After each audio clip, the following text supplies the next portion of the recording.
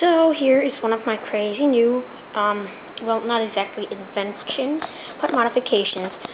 Because, well, I picked up this old nasty fan at the side of the road. It wasn't actually very nasty.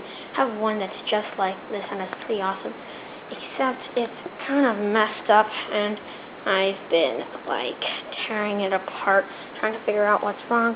And this little thingy, yes, I couldn't get it to work. It's the twisty knob, and we already have one, but I want one for my room.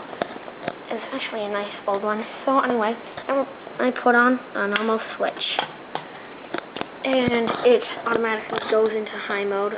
You can see my electrical work. I made sure that it didn't interfere with the fan blade. So let's plug it in.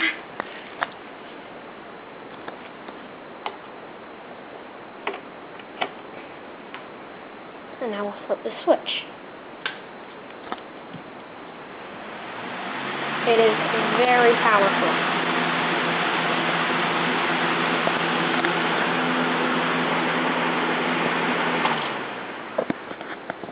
And so that's the end of this video.